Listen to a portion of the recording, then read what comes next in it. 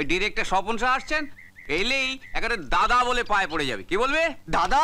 তোর বাবা, আমাকে নয়, আমাকে নয়, ওনাকে, ওনাকে। বাস ঠিক আছে, 13 তারিখ আধবেলা দিলে। ওঠো ওঠো। একে আপনাকে এর কথাই বলেছিলাম স্বপনদা। আচ্ছা আচ্ছা, আসলে শুটিং এর ঝামেলায় কে কখন কি বলছে মনে থাকে না। কি নাম তোমার? শঙ্কর।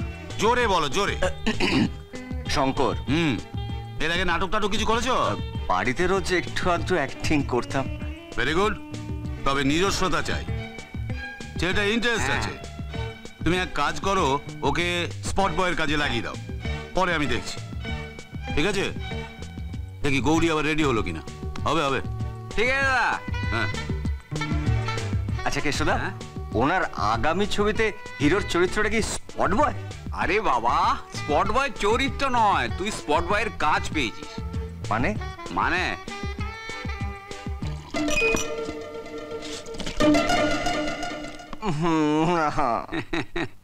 ফিল্মে ঢোকা অত সোজা নয় চাঁদু, এখন ওই স্পট বয়ের কাজেই লেগে পড়ো।